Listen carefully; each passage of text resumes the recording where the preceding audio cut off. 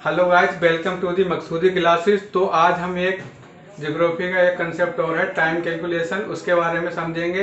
और जिसने भी कल का वीडियो नहीं देखा है वो ऊपर लिंक में जाकर देख सकता है। ठीक, तो अब हम स्टार्ट करते हैं टाइम कैलकुलेशन का कंसेप्ट। तो टाइम कैलकुलेशन में हम सबसे पहले बात करेंगे लोकल टाइम की। ठीक है, लोकल टाइम, स्थानीय समय। स्थानीय समय स्थानीय समय में क्या होता है, पहले जो टाइम जो चलता था हमारा वो सब लोकल टाइम के हिसाब से चलता था। स्थानीय समय में क्या होता है कि जो सूरज है, जो सन है हमारा, वो किसी भी पर्टिकुलर स्थान पर, जो सन है वो किसी भी पर्टिकुलर स्थान पर अपनी मैक्सिमम हाइट पर जब होता है तो उस समय हम मान लेते हैं कि वहां पर 12 बज रहे होंगे। ठीक है, तो मान लिया ये सूरज है, इसका प्रकाश आ रहा है यहाँ पर और कोई स्थान है ए। ठीक, तो यहाँ पर इसकी जो हाइट है प्रकाश की वो मैक्सिमम है, तो हाइट हम क्या लिख देंगे, मैक्सिमम। ठीक, तो ये एच बराबर हम कर दे रहे हैं मैक्सिमम। तो यहाँ पर जो टाइम होगा वो उस समय कितना हो रहा होगा, 12 बज रहा होगा, 12 PM। ठीक, तो ये बात हो गई लोकल टाइम की। अब हम ये देखेंगे जो पृथ्वी है वो अपने अक्ष पर रोटेट करती है, तो कितना रोटेट करती है उसी से टाइम डिसाइड होता है। ठीक, तो हम देखेंगे पृथ्वी क्या है, पृथ्वी में अक्षांश और देशांतर होते हैं। तो टाइम है उसमें देशांतर का यूज होता है, तो हम यहाँ पर देशांतर बना रहे हैं। ये 0 डिग्री देशांतर है, इसको हम बोलते हैं GMT, Greenwich mean time line. ठीक, ग्रीनविच मीन टाइम लाइन जो कि लंदन से पास होती है। ठीक, तो ये हम देशांतर इसमें कुछ बना लेते हैं थोड़े, ये होगा देशांतर। ठीक, इस तरीके से इस साइड में भी देशांतर बना लेंगे। तो पृथ्वी में जो देशांतर हैं उनकी जो कुल संख्या है, कुल जो संख्या है देशांतर की, कुल देशांतर है 360। ठीक, कुल देशांतर कितने हैं, 360। ठीक, अब आपको पता होगा कि एक दिन लगभग 24 घंटे का होता है, दिन और रात, तो उसको हम एक दिन मानते हैं। तो पृथ्वी जो है अपने अक्ष पर एक चक्कर जो है लगभग 24 घंटे में पूरा करती है। ठीक, तो उसी से हम टाइम कैलकुलेट करेंगे। तो अगर आप देखेंगे यहाँ पर 24 घंटे में, 24 जो घंटे हैं उसमें कितना डिग्री पृथ्वी घूमती है, 360 डिग्री। ठीक, क्योंकि पृथ्वी एक लगभग गोलाकार है, ध्रुवों पर चपटी है, लेकिन उसको एक गोला अज्यूम करके हम चलते हैं, तो वहां पर 360 डिग्री वो घूम जाती है। ठीक, अब 24 घंटे में अगर 360 डिग्री घूमी है तो 12 घंटे में कितना घूमेगी, तो हम आधा कर देंगे, कितना हो जाएगा, 180 डिग्री। ठीक, अब 12 घंटे में 180 डिग्री है तो 6 घंटे में कितना घूमेगी, तो 6 घंटे में और आधा कर देंगे तो आ जाएगा 90 डिग्री। ठीक है, अब 1 घंटे में हम देख लेते हैं कितना घूमेगी, तो 1 घंटे में 6 से डिवाइड कर देंगे तो ये 15 डिग्री। ठीक, तो पृथ्वी 1 घंटे में 15 डिग्री यानी 15 अक्षांश घूम जाती है, 15 देशांतर घूम जाती है। ठीक है, उसी तरीके से अब हम देखेंगे जो ये घंटा है इसको मिनट में हम चेंज कर लेते हैं, तो हम देखेंगे जो 15 डिग्री है वो कितने 60 मिनट में घूम रही है, यानी 1 घंटा। ठीक है, तो अगर हम बात करें 1 डिग्री की, तो जो 1 डिग्री है वो 4 मिनट में पृथ्वी घूम जाती है, एक देशांतर को वो 4 मिनट में पार करती है। तो कुछ और थोड़ी बहुत कैलकुलेशन है उसको हम समझ लेते हैं। तो यहाँ से अब हम क्या देखेंगे कि जो आधा डिग्री है, आधा डिग्री में टाइम को आधा कर देंगे तो ये बचेगा 2 मिनट। ठीक, तो आधा डिग्री में कितना, आधा देशांतर है उसको पार करने में कितना समय लगता है, 2 मिनट। तो अब हम कुछ कैलकुलेशन और है उनको देख लेंगे, क्योंकि इस कैलकुलेशन का यूज हमारा इंडिया का जो टाइम हम निकालेंगे वहां पर यूज होगा, तो इसको हम अभी से देख लेते हैं। ठीक है, तो यहाँ पर हम देखेंगे एक 7 डिग्री का, 7 डिग्री कितने टाइम में घूमेगी, तो 7 1 मिनट में, 1 डिग्री में 4 मिनट, तो 60 डिग्री में कितना हो जाएगा, 28 मिनट। ठीक, और हम बात करें 7.5 डिग्री कर देंगे तो 7 डिग्री और ये आधा डिग्री को जोड़ देंगे तो कितना टाइम हो जाएगा, 28 + 2, इसका मतलब क्या हुआ, 30 मिनट में 7.5 डिग्री जो हमारी पृथ्वी है वो घूम जाएगी। ठीक है, तो आगे हम चलते हैं और इंडिया का जो टाइम है उसको हम देखेंगे किस किस तरीके से डिसाइड किया जाता है। तो दोस्तों अब हम देखेंगे कि इंडिया का स्टैंडर्ड टाइमलाइन कहाँ पर है और कहाँ कहाँ से गुजरता है, ये सारी चीज़ें अब हम देखेंगे। ठीक है, और उसका कौन जो देशांतरीय विस्तार है वो कहाँ से कहाँ तक है। तो आइए देखते हैं हम। तो पहले तो हम देख लेते हैं कि जो वर्ल्ड में भारत की स्थिति कहाँ पर है। तो वर्ल्ड में जो भारत की स्थिति है ये है 0 degree Greenwich timeline, mean timeline ये यहाँ पर है। और भारत जो है इस लाइन से पूर्व दिशा में है, मतलब ये जो ये भाग है वो भी ईस्ट में है और ये वाला भाग भी कहाँ पर है, ईस्ट में है। ठीक, तो इस तरीके से हम देखेंगे तो भारत की स्थिति ग्रीनविच मीन टाइमलाइन के जो है पूर्व में है। तो देशांतर दोनों जो है वो पूर्व वाले होंगे। तो जो भारत का ये वाला जो गुजरात से जो एंड है, ये जो देशांतर है वो है 68 डिग्री 7 मिनट ईस्ट। ठीक, ये वाला देशांतर है जो अरुणाचल प्रदेश से गुजरता है वो है 97 डिग्री 25 मिनट ईस्ट। ठीक, 97 डिग्री और 25 मिनट ईस्ट ये भी है।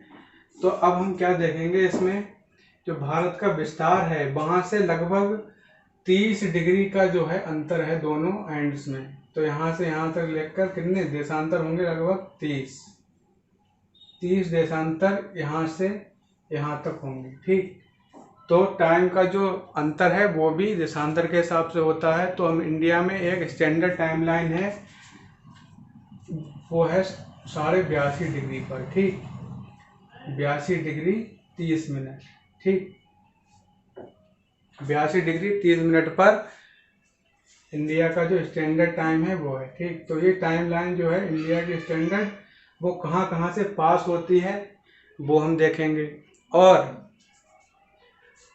अभी हमने देखा था कि जो पृथ्वी है वो 1 डिग्री पार करने में 4 मिनट लगाती है। तो जो 82.5 डिग्री तक अगर हम जाएंगे तो हम देखेंगे कितना टाइम ग्रीनविच मीन टाइम से और अपनी स्टैंडर्ड जो लाइन है उसके बीच में कितना टाइम का गैप है। तो इस गैप को हम जरा कैलकुलेट करते हैं एक बार।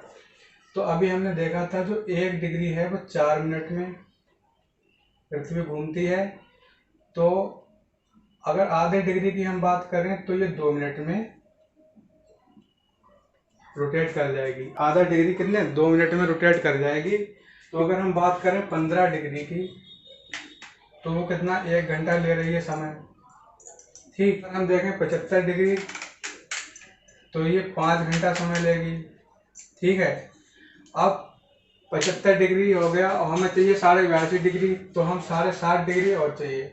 ठीक, तो 60 डिग्री में अगर हम देखें 7 डिग्री में कितना टाइम लगेगा, 7 से गुणा करेंगे 7 चौक 28 मिनट। ठीक, और आधा मिनट में आधा डिग्री में तो टाइम लगेगा 2 मिनट। इसका मतलब ये टोटल जब हम इसका हम करेंगे तो ये 82.5 डिग्री आएगा और 82.5 डिग्री में ये जो टाइम लगेगा वो 5 घंटा 30 मिनट लगेगा। 5 घंटा 30 मिनट। ठीक, इतना समय लग जाएगा। इसका मतलब ये हुआ कि जो इंडिया का टाइम है जो स्टैंडर्ड लाइन है वो ग्रीनविच मीन टाइम लाइन से 5.5 घंटा आगे यानी प्लस में है। तो हम यहाँ पे लिख देंगे प्लस 5.5 घंटा। ठीक, तो 5.5 घंटा जब प्लस होगा तो क्या होगा, आपने देखा होगा अपने मोबाइल फ़ोन में जब टाइम सेट करते हैं तो उसमें क्या होता है, लिखा हुआ होता है कि 5.5 घंटा प्लस और GMT ये लिखा हुआ होता है मोबाइल में। तो ये बात हो गई। अब हम देखेंगे कि जो अगर ये अपनी इंडिया का जो ये एंड है गुजरात वाला और दूसरा एंड अरुणाचल प्रदेश वाला जो एंड है, इनके समय में लगभग कितना अंतर होता है, तो लगभग 2 घंटे का अंतर होता है। क्यों? क्योंकि 30 देशांतर है और 30 देशांतर अगर हम यहाँ पर देखें तो 30 डिग्री अगर चलने की बात करें तो 30 से मल्टीप्लाई करेंगे तो आएगा 120 मिनट। ठीक, अब 120 मिनट मतलब हो गया 2 घंटा। इसका मतलब ये हुआ कि गुजरात का और अरुणाचल प्रदेश का अगर हम टाइम देखें तो लगभग 2 घंटे का जो है वो अंतर इसमें मिलता है। अगर मान लो यहाँ पर 10 बज रहा है, गुजरात में अगर 10 बजे हैं, तो जो अरुणाचल प्रदेश है उसमें कितने बजेंगे? 2 घंटा समय जो है उनका क्या चलता है, आगे चलता है। 2 घंटे बाद उसमें क्या होगा, 12 बजेंगे यहाँ पर। जब वहाँ पर 10 बज रहे होंगे तो यहाँ पर कितने बजेंगे, 12 बजेंगे। ठीक है, क्योंकि पृथ्वी जो है वो पूरब पश्चिम से पूरब की ओर घूमती है। तो पश्चिम से जब पूरब की ओर घूमेगी तो जो पूर्वी भाग है ये वाला वो उधर जाएगा, तो सूरज पहले कहाँ आएगा, अरुणाचल प्रदेश में। तो वहाँ का टाइम 2 घंटा लगभग आगे होता है। और आपने ये भी सुना होगा कि जो अभी हाल ही में एक खबर चल रही थी कि जो पूर्वोत्तर वाले जो लोग हैं अरुणाचल प्रदेश साइड के जितने भी स्टेट हैं वो 2 टाइम जोन की मांग कर रहे हैं। तो ये करंट में भी आप इसको जोड़ सकते हैं कि इस टाइम से क्या होता है, अरुणाचल प्रदेश वालों को प्रॉब्लम होती है, क्योंकि इंडिया का सारा स्टैंडर्ड काम जो है वो एक ही टाइम से चलता है और वहाँ पर जो है मॉर्निंग जो है वो जल्दी हो जाती है। तो वो लोग उनका वो टाइम हो जाता है ख़राब और उन्हें देर रात तक काम करना पड़ता है।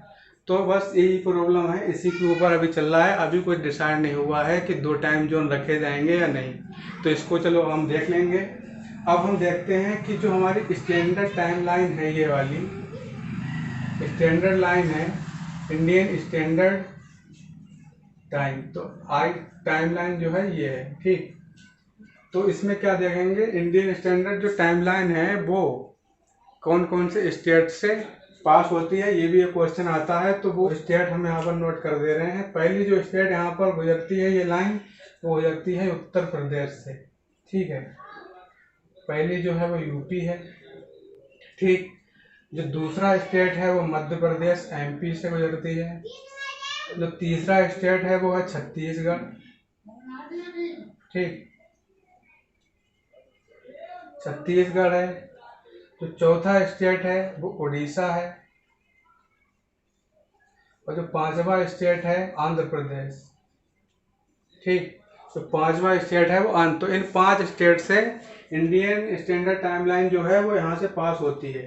कितनी है, 82.5 डिग्री। ठीक, और अगर हम देखना चाहें तो ये यूपी में कहाँ से गुजरती है ये भी हमें पता होना चाहिए। तो यूपी में यहाँ से, यूपी में प्रयागराज से गुजरती है, प्रयागराज यानी इलाहाबाद। ठीक, तो प्रयागराज से गुजरती है और प्रयागराज में कहाँ से, नैनी। या अगर ये नहीं आता है ऑप्शन में तो हम लिख देंगे यहाँ पर मिर्जापुर, यहाँ से ये पास होती है। तो अगर कोई भी क्वेश्चन आता है तो या तो प्रयागराज के नैनी से गुजरेगी, और अगर वो नहीं है तो हम मिर्जापुर से, क्योंकि वहाँ से भी कुछ टच होती है। ठीक है, तो इस तरीके से स्टैंडर्ड टाइमलाइन और ग्रीनविच मीन टाइमलाइन तो आपको हमने बता दिया था कहाँ से गुजरती है, लंदन से।